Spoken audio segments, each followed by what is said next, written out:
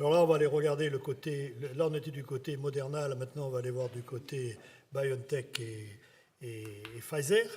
Et donc, on a le plaisir de recevoir M. Vladimir Guittel, qui est le directeur de l'usine Delpharm, qui travaille justement en liaison avec BioNTech. Merci.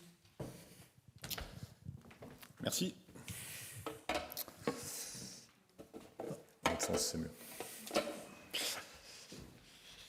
Voilà, donc effectivement, moi je vais vous parler un peu de la dernière étape. Donc une fois que les chercheurs ils ont cherché, ils ont trouvé, une fois qu'il y a des lipides pour mettre du vaccin dedans et que tout ça c'est prêt, eh bien, nous on va s'occuper de la dernière étape, donc qui est de préparer, je dirais, un vaccin conditionné, qui est celui que vous allez retrouver dans les centres de vaccination, à l'hôpital, chez les infirmières ou les médecins. Donc quelques mots déjà pour commencer de qui nous sommes. Donc aujourd'hui, on appartient au groupe Delpharm. Delpharm, donc, comme Corden Pharmas, on est CDMO, façonnier de l'industrie pharmaceutique, donc on travaille pour des donneurs d'ordre. On ne fait aucun produit en notre nom propre. Et le site de Saint-Rémy fait partie donc, de l'un des 17 sites de production du groupe Delpharm. Donc le groupe Delpharm fait du fill and finish, donc du médicament à façon, tout type de forme pharmaceutique. Et le site de Saint-Rémy est vraiment spécialisé dans les produits stériles, sous forme flacon, donc en liquide, mais également sous forme lyophilisée. Là, ce n'est pas le cas pour le vaccin, peut-être un jour, mais en tout cas aujourd'hui, il reste sous forme liquide. On est un fournisseur mondial, c'est-à-dire qu'on livre globalement aujourd'hui tous les pays, toutes les régions de la Terre, à l'exception des USA. Et on est 320 collaborateurs. Alors le nombre augmente un peu tous les jours et on verra que ça a été un de nos défis puisqu'il y a encore un peu moins d'un an, on n'était que 240, enfin que 240, on était 240. Mais un des défis pour nous également du projet, ça a quand même été de faire plus de 50% d'effectifs dans un espace de temps relativement réduit. Donc l'aventure pour nous, ça a démarré à la fin de l'été dernier, où on a eu les premières sollicitations auprès de la société BioNTech, entre autres, et on a fini par conclure donc fin octobre, début novembre avec eux, donc pour un contrat de façonnage du conditionnement du vaccin, avec le premier défi, mais je pense qu'on a à peu près tous eu le même, c'est le timing du projet, donc le besoin de pouvoir démarrer la mise à disposition de produits à partir du mois d'avril. Donc c'est 6-7 mois, là où c'est process-là, transfert produit habituellement, mettent plutôt 12 à 18 mois dans l'industrie des produits stériles. Donc pas question pour nous, comme ça a été évoqué également ce matin, on n'a pas sauté d'étapes. Toutes les étapes qui ont dû être faites ont été faites. Mais maintenant, c'est travailler différemment. Donc un peu comme là où les études cliniques ont été menées en parallèle, c'est un peu la même chose, la même approche. À un moment, paralléliser beaucoup plus d'activités que ce qu'on peut le faire en temps normal, et puis travailler une autre agilité de mode de projet, je reviendrai dessus, que ce soit en termes d'engagement, de ressources, mais également, vous ne pouvez pas vous permettre de mettre 48 heures pour prendre une décision, il faut que toutes les décisions aillent vite et que la relation en interne et en externe soit extrêmement efficiente. Donc les étapes qui nous ont été confiées, quelles sont-elles ? Et quelles ont été, alors un certain nombre d'étapes sont assez usuelles, je dirais pour nous, par rapport à un remplissage de flacons stériles, si certains d'entre vous les connaissent, mais elles ont toutes à un moment une couleur un peu particulière parce que ce vaccin a ses spécificités et ses contraintes qu'il a fallu intégrer tout au long du projet. Donc les premières étapes, c'est réception, mélange, filtration. Donc on reçoit, nous, les poches de vaccins sous forme de poches à peu près de 10 litres qui sont produites sur des sites allemands. Et puis donc à réception, on va principalement vérifier l'identité, s'assurer que le produit qu'on a reçu, c'est bien le bon produit. Et puis on a également les premières étapes de contrôle de respect de la chaîne du froid, parce que vous allez voir, c'est un petit peu l'une des spécificités qu'anime ce produit, c'est la chaîne du froid est extrêmement contraignante. Et donc, il y a besoin vraiment d'un regard accru et spécifique pour garantir qu'on est toujours dans les conditions de température acceptables pour ce produit qu'il nécessite. Donc, on reçoit ces poches, poches d'une dizaine de litres, et puis l'étape suivante, ça va être, je dirais, de mélanger et d'homogénéiser ces poches. Donc, à base de nanoparticules lipidiques. Donc on va ici principalement faire attention à, garantir une agitation constante, mais je dirais qui va faire attention au produit, parce que ça reste un produit qui est relativement fragile, et puis maintenir des conditions de température et d'homogénéité maîtrisées. Étape, une fois que le produit est bien mélangé et à température, on va faire ensuite une étape de filtration stérilisante, donc à travers des membranes spécifiques qui retiennent toutes les bactéries. Donc là, on va filtrer le produit et le mettre en cuve de stockage, qui va nous permettre d'avoir à ce moment-là un produit qui va être prêt à être mis en flacon pour le patient. Donc on arrive là vraiment dans les étapes, je dirais, un peu cœur en termes de conditionnement d'un produit stérile. Donc la première étape, ça va être le remplissage aseptique. Donc là, on est en zone stérile.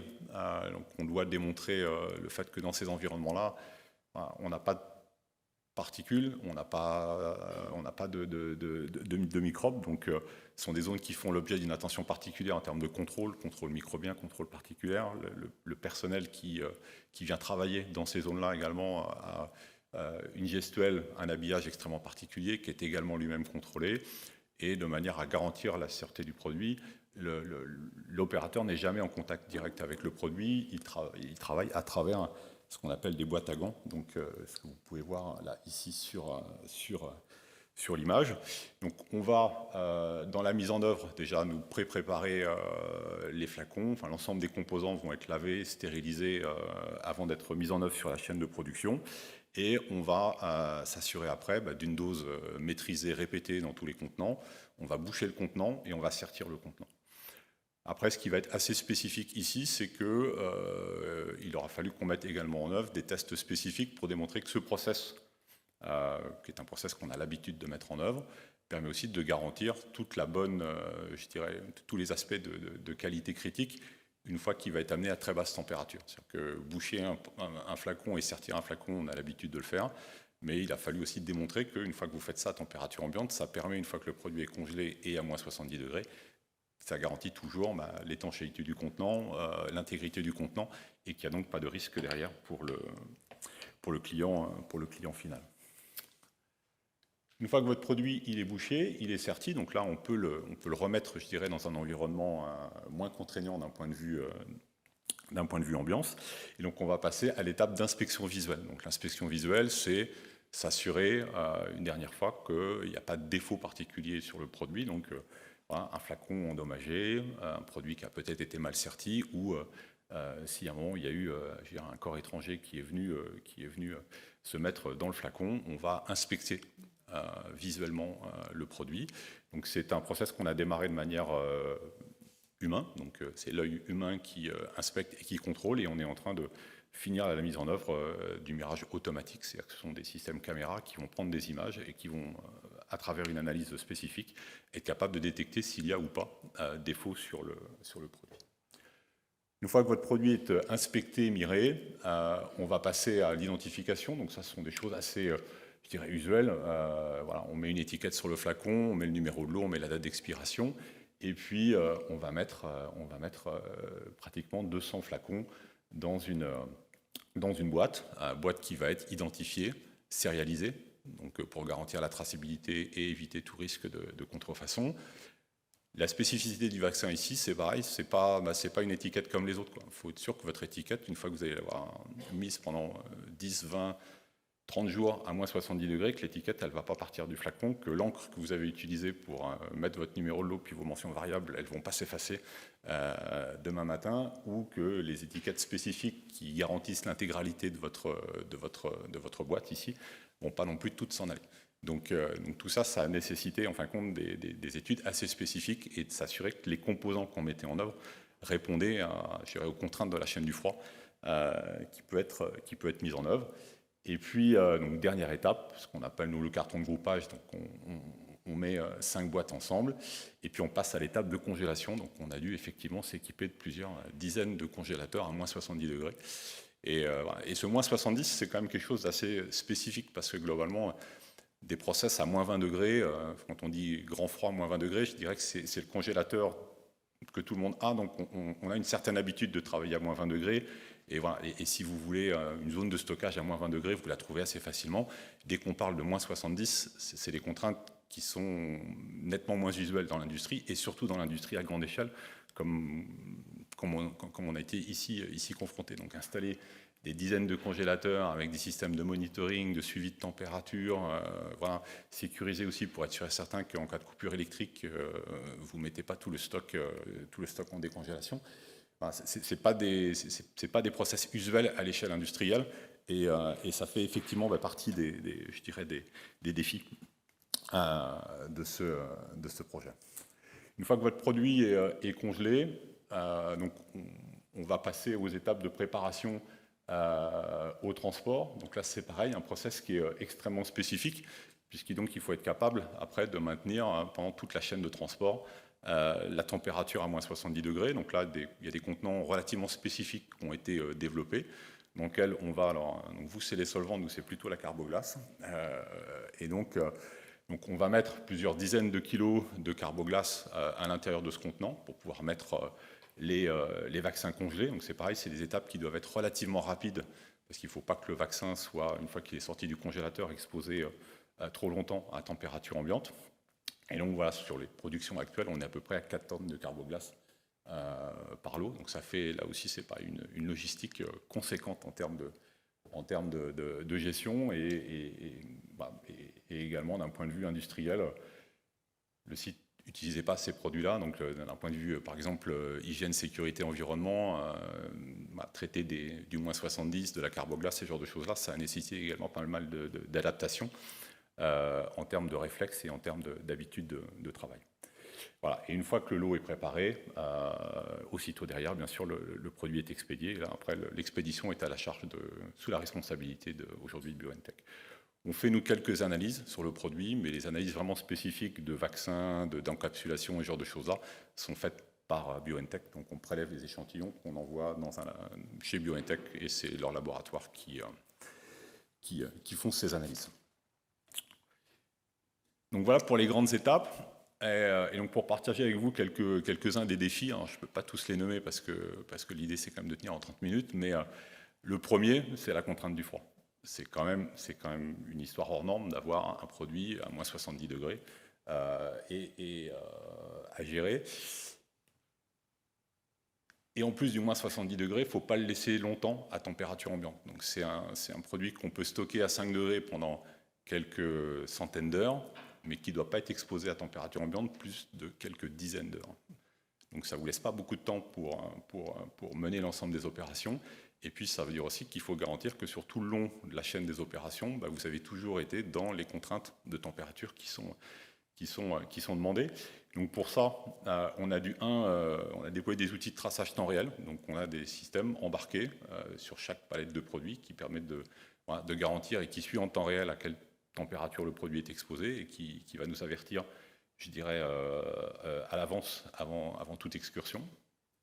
On a dû réadapter un peu nos systèmes de climatisation aussi pour être sûr et certain que tout endroit de passage, la température d'exposition allait être maîtrisée. Certainement pour nous, un des changements les plus importants, c'est qu'on a dû réfléchir à la façon de produire de manière différente. Ce que j'entends par là, c'est que vous avez vu les différentes étapes que je vous ai montrées tout à l'heure: remplissage, inspection, conditionnement. La façon habituelle de travailler, c'était je remplis et je fais toute l'étape de remplissage. Puis quand cette étape est terminée, je fais l'étape d'inspection. Et quand cette étape est terminée, je fais l'étape de conditionnement final. Voilà, avec la contrainte de froid, on ne pouvait pas travailler comme ça. Donc on a été obligé on commence le remplissage. Et puis une fois que le remplissage est entamé, on prend les premiers produits. Puis on va déjà commencer à les inspecter. Puis dès que ces produits sont inspectés, on va commencer à les conditionner. Et donc on va faire toutes les étapes en parallèle, de manière à garantir un délai d'exposition le plus court possible et un délai de congélation le plus rapide possible. Donc une approche de la planification des activités du site qui était radicalement différente de celle qu'on avait l'habitude d'avoir jusqu'à aujourd'hui. Et puis, bien sûr, pour finir, la gestion de congélateurs à très basse température, qui n'était pas non plus une technologie qu'on avait obligatoirement l'habitude de gérer sur le site. Donc ça, c'est contrainte température, la spécificité de ce produit-là. Et puis un deuxième défi, c'est la disponibilité de la matière. Parce que, vous pouvez vous en douter, mais aux alentours du mois de février, mars de cette année, il n'était pas question la matière première, elle devait surtout aller dans les centres de vaccination, là où il y avait du besoin pour vacciner les gens. Et donc la disponibilité de matières premières pour pouvoir faire soit des essais, soit des réglages de machines, soit pouvoir faire de la formation sur le personnel, voilà, ça a été très compliqué. Donc pour pallier à ça, ce qu'on a fait, c'est qu'on a travaillé sur la définition des caractéristiques majeures du produit. Donc on savait que c'était une base de nanoparticules lipidiques. On connaissait à peu près la composition du vaccin. On a travaillé sur les caractéristiques principales, donc la densité, l'opalescence, la viscosité du produit. Et on a travaillé avec un partenaire universitaire qu'on a trouvé pour faire un placebo. Donc ce que vous pouvez voir là ici, au bout. Donc l'idée, c'était d'être capable de faire un produit dont l'apparence était très similaire au vaccin originel. Donc là, on a un peu fait du vaccin sans vaccin, quelque chose près. Et puis ça nous a permis quoi? Ça nous a permis de faire toute la formation à l'inspection visuelle. Donc il a bien fallu entraîner les gens à savoir voilà, les défauts sur le vaccin, à quoi ça ressemble, un flacon avec du vaccin dedans, à quoi ça ressemble. Donc de créer des défauts, ce qu'on appelle des défauts tech, donc des défauts calibrés pour former les gens. On a pu faire des tests sur nos machines, et puis sur certains équipements, comme par exemple le mirage automatique dont je vous parlais juste avant, on a pu pré-calibrer les équipements sur la base d'un placebo, et puis ensuite affiner au dernier moment vraiment les paramètres avec le vaccin originel. Donc là, vous pouvez voir voilà, le type de test qu'on a pu faire à un moment pour vérifier qu'on avait bien des caractéristiques, je dirais, similaires entre le placebo et le vaccin originel. Et donc pour finir, voilà, je dirais c'est des thématiques qu'on va retrouver un petit peu similaires avec les gens de chez Corden. Donc les autres défis, le timing du projet. Donc là, voilà. Mobilisation, engagement, méthode de travail, collaboration. Ça a été une aventure humaine qui a été juste... je pense que quand on l'a vécu, c'est pas facile de mettre les mots dessus parce que ça a vraiment été, je dirais, avant tout un challenge humain absolument extraordinaire. Si on a également, nous également réussi à tenir nos timings, c'est parce que l'engagement des gens a été vraiment sans faille. Et on a également eu des partenaires, que ce soit dans les fournisseurs d'équipements, que ce soit aussi dans la relation qu'on a pu avoir avec les gens de chez BioNTech, qui nous a vraiment aidé à réussir ce challenge-là. L'approvisionnement en composants, on ne change pas une équipe qui gagne, hein, c'est à peu près les mêmes. C'est pas sur les mêmes produits, mais on va retrouver globalement les mêmes sujets. Donc nous, c'est plutôt les flacons, c'est plutôt les bouchons, c'est plutôt ce type de composants-là, les filtres également. Donc pas mal de travail pour les équipes achats, développer du dual sourcing au maximum, parce qu'on est dans la même contrainte de se dire il faut qu'on soit sûr de pouvoir fournir au maximum. Et puis, il faut le reconnaître, lorsque vous venez avec le fait de dire c'est un produit pour le Covid, vous passez parfois avec un peu plus haut niveau de priorité. C'était une réalité il y a quand même quelques mois, ça l'est moins maintenant, mais c'était une réalité. Comme je vous le disais tout à l'heure, plus de 60 collaborateurs à recruter, donc on est à près de 80 aujourd'hui. Donc quand vous êtes 240 et que vous êtes 320, ça change quand même beaucoup la physionomie du site sur lequel vous travaillez. Donc on a fait du partenariat avec l'AGLO, avec la région Centre, avec les missions locales, avec la NPE.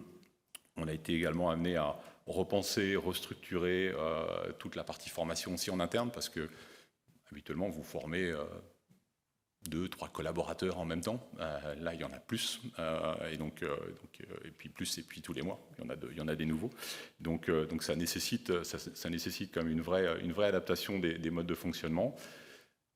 Quelque chose auquel on ne pense pas obligatoirement en première instance, mais revoir les protocoles de sûreté et de sécurité informatique. Alors, pas qu'on ait été, je dirais, pas au niveau, mais quand vous avez la production du vaccin sur votre site, ça vous met un niveau d'exposition qui est complètement différent, un niveau de risque qui est complètement différent. Vous avez peut-être dû voir que certains de nos confrères, malheureusement, comme Fareva, ont quand même eu des déboires d'attaques informatiques qui leur ont posé pas mal de problèmes. Et donc effectivement, on a dû à travers le partenariat avec la DGSI, avec l'ANSSI, revoir un certain nombre de nos protocoles de sûreté et de sécurité informatique pour monter 1 ou 2 crans, pour être plus en adéquation avec, je dirais, c'est un peu le revers de la médaille, mais la visibilité et les risques que vous pouvez avoir à gérer avec ça. Et puis le dernier pour le nommer également, c'est nous à la base on est des gens qui produisons, donc je ne vais pas dire qu'on est plutôt cachés dans notre coin, mais voilà, on n'est pas spécialement sur le devant de la scène. Et là, le jour où vous mettez un produit du vaccin et que vous êtes encore en plus l'un des premiers sites français à démarrer l'activité du vaccin, ça vous met devant une situation et un environnement médiatique qui était juste une découverte, je l'avoue pour moi, une découverte aussi auquel il a fallu qu'on s'adapte au sein du groupe Delpharm, parce que le chargé de communication, il a vu sa charge de travail multipliée par 100 dans cet environnement-là. Voilà, après, ça reste, après quelques mois, je dirais, une bonne expérience, mais voilà, quand on vous appelle pour vous dire il va falloir vous préparer parce qu'il y a M. Macron qui veut venir visiter votre site dans pas longtemps, voilà, vous n'y étiez pas attendu, ou si vous m'aviez dit il y a 6 mois que vous verriez un jour mon visage à la tête du 20h de TF1, je vous aurais dit mais c'est même pas possible que ça puisse arriver un jour. Bien malgré moi, c'est arrivé, mais au jour d'aujourd'hui, j'en rigole, mais à l'époque, j'étais un peu moins à l'aise avec le sujet. Merci à vous. Merci beaucoup.